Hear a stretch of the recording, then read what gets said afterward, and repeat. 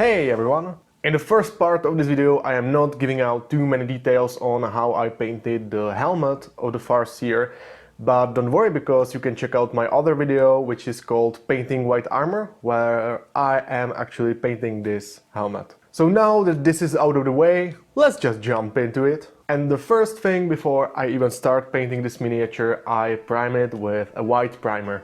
So to shade the white you will apply a thin coat of Drakenhof Nightshade. And pretty much after that you wanna pick your Ultramarine Grey and clean up any mistakes that you have made along the way. After you are done with that, you should edge highlight with white scar.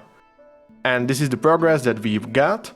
You can notice that I haven't talked about some of the parts. Here, just real quick, I am doing highlight of the mask. Here's the picture from my Instagram. It's the Farseer and where I left him from the last video.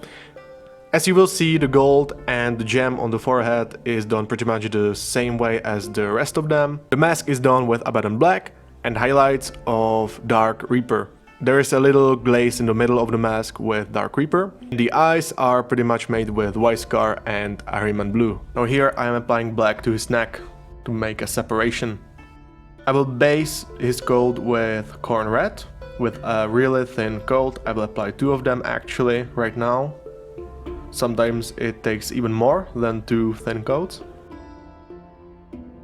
And after that I will take Mephiston Red and apply it on his cloak. It may take you also more than 1 layer, so be really patient with that. Don't worry too much, if you hit some of the other stuff you will clean that up afterwards.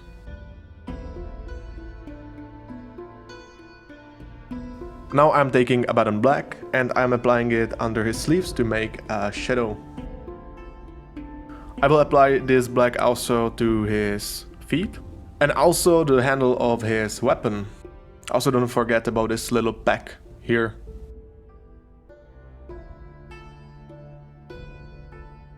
And this is what we've got so far. Now take Ushab the Bone and pretty much layer down his undercloak. Now I will take Retributor Armor and pretty much apply it on all of the gold parts. Once again on the weapon as well. And also these little rings around his wrist. Okay, this is what we got right now. Now I'm taking Gorter Brown and apply it on his little bag here.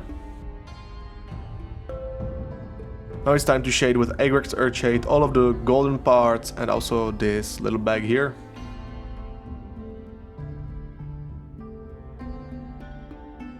After that you will take Koraborg Crimson and shade his coat. Now since that is done you will take Raycon Flush Shade and apply it on the Mephiston Red area. Okay, this is what we got so far. Now to clean that up, take Mephiston Red once again and clean it up on the edges.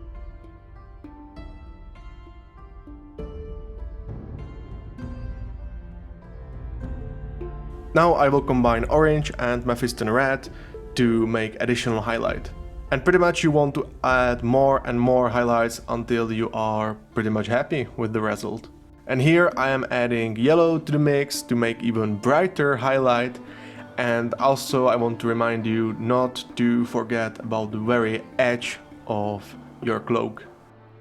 And be really careful not to get your paint anywhere else. Now I will take pure orange and pretty much highlight the fingers. So this is what we got. Once again, here's the progress check. Now once again with Corn Red I will fix my mistakes on the coat.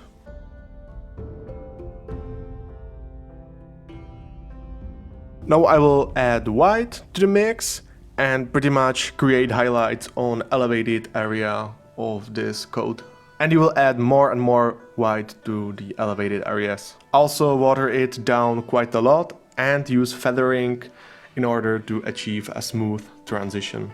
Okay, once again this is the progress check. Now I will take White Scar and Gorter Brown to highlight this little bag.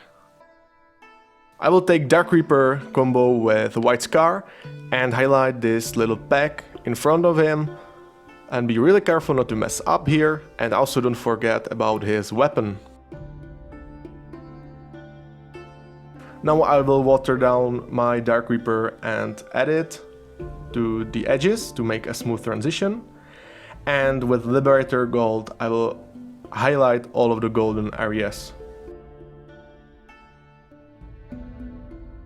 Once again, this is the progress, looking quite good already. Now I am taking Caliban Green and White Scar, base coating with Caliban Green and adding White Scar to make a non-metallic metal effect.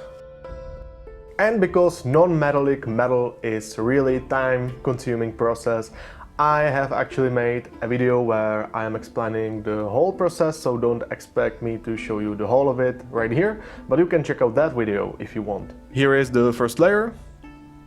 Here is the layer after I made some transitions. And to make those transitions, you want to water down your mix and pretty much add it to the blade, just like this. When you want to darken your blade, just add more watered down dark mix. And when you want to make it brighter, just pretty much add brighter mix. And if you're not happy with that, just push the pigment to the edge of the blade and use wet blending to mix the dark color and the bright color. So after some work done, I am happy with my blade and it's time to edge highlight it with white. This is the result after it's been done. Now once again I'm taking Liberator Gold and pretty much fix any mistakes and make it even brighter and shinier. Now I will show you how to create those gems. So you will base coat it with purple, then you add white to the mix and concentrate on this side of the gem. Make a smooth transitions as always. Add even more white. And also make a small line along the opposite edge to make it actually look like a gem. Here I am just making it more smooth. Here I am adding a white dot to create a little shine. If you are feeling adventurous, you can add a little white line under that. Now I will add similar white line to the opposite side, but make it really thin. Now just making it more smooth. And here is what we got. And this way I will do all of the gems on the Farseer, including the one on his forehead, but I have already done that one. Okay, so here is the rest of the gems, and you can see the Farseer is looking quite good already. To finish the white pauldrons and this little scarf, I will take Ultramarine Grey, base coat it with that.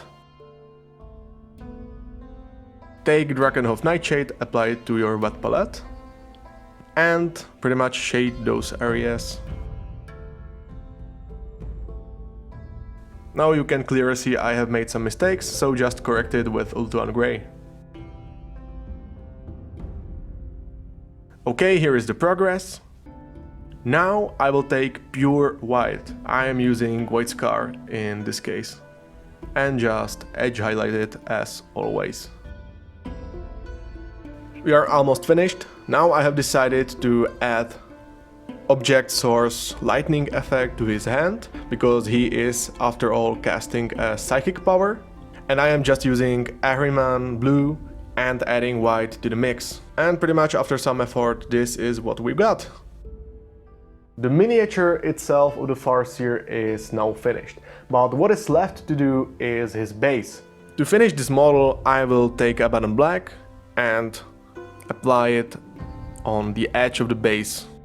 Also take Celestia Grey and paint the small stones on which he steps. I will now take Sterling Matte, apply it to my wet palette, and afterwards I will apply it straight to the base. This is what we've got. And when it's dry, I will apply these shades. So Agrax Earthshade for the brown area, and for the stones I will add Known Oil. Once dry, I will use Riza dust and apply it on the brown parts. And I will take Longbeard Grey and apply it on the stones mainly. And to finish it, I will once again apply Abaddon Black to the edge of the base. And the Farseer is now finished. Okay, with that we are now done. I hope that you liked this video, and if you did, go ahead and give it a thumbs up. And if you really liked it, you can go ahead and subscribe to my channel to see similar videos to this one, and you can leave a comment about what you want to see next. Okay, see you in the next one.